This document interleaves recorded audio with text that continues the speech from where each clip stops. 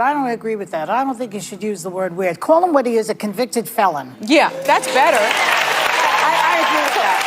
But I think it's both, because it opens the door for the other side to say, well, you think we're weird, look at you. It's too much weird. What they're saying, name they've calling. already said those things. Take the high road, get off the weird thing. But I don't just call him what he is.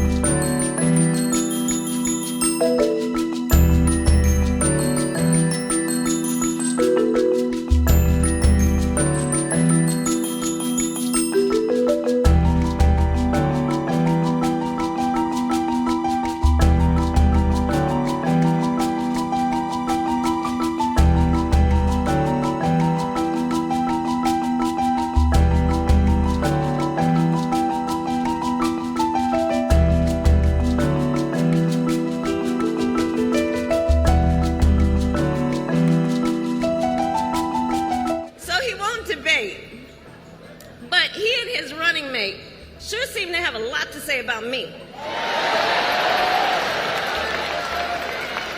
And by the way, don't you find some of their stuff to just be plain weird?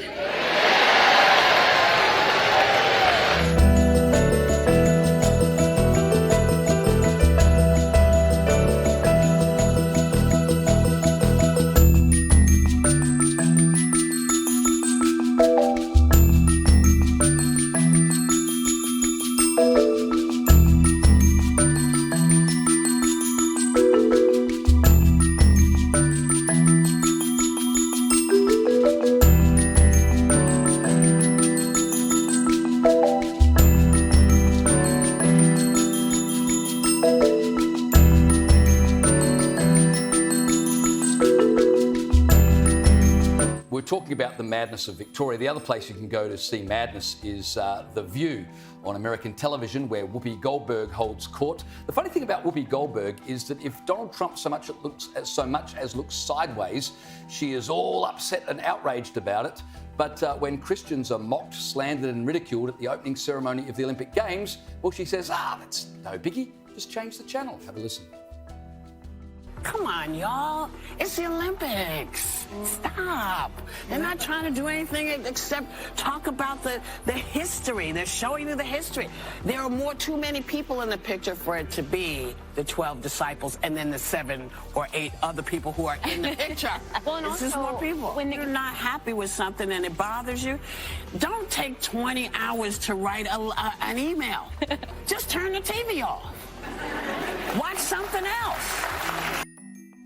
Yeah, just change the channel and watch, the other Olympics. You can't do that, of course, because there's only one Olympic Games and it's for the entire world. But Caleb, do you reckon The View would react like that if it was Islam that had been mocked at the Olympics? Do you think that'd be, look, if you don't want to watch Islam being mocked, just change the channel? It would have been an entirely different tune for sure. I'm so glad that the lefties have finally woken up to the idea that if you don't like what someone else is saying, perhaps you should just ignore it and not be offended by it. I mean, are they now going to make this their doctrine? That they, like all you people who watch Sky News and write in every night, there's certain people who write to me like nearly every night and just complain about what we talk about. I'm like, why don't you just change the channel? Why do you sit there hating what you're watching every single night and getting so offended by it, and then going off complaining on social media and writing in complaints to ACFA and all this sort of stuff? If you don't like it, switch it off. If they're going to do that in general, then I'm all on board. Well, welcome to the free speech world. I love it. I'm glad you finally worked it out. But of course, we're not just talking here about, switch it off because I don't particularly like what I'm watching. Like, we're talking about a program that is going to be watched by children. We know it's going to be watched by children with drag queens parading around. We're talking about a program, or I call it a program, but the opening ceremony, that, as you pointed out, went after only one religion, not others. I mean, just switch it off. It's the bloody Olympics, for heaven's sake. I mean, she was talking about it as though it's the Olympics. It's the Olympics. What's the problem? That is the problem, that it is the Olympics. Like, we just wanted to watch the opening ceremony. And it's got nothing to do with anything. Let's keep in mind, it wasn't just the Last Supper. At one point, they had a ginormous golden calf on stage, straight out of the book of Exodus. Then they had a beast, or some weird, mysterious, cloaked figure, riding what looked for all the world like either a pale horse or a white horse, straight out of the book of Revelation right there, one of the horse riders of the apocalypse. I mean, these people were celebrating, dancing around a golden calf. That imagery, that symbolism is powerful, and it wasn't lost on anyone who is marginally familiar, much less belongs to the Christian faith. And for someone like Whoopi Goldberg, who is herself a member of the LGBTIQ community, so it's no wonder that she's like, I didn't see a problem with it. What's the matter with this? Whereas for Christians, we know that all of this is actually spelled out in our Bibles.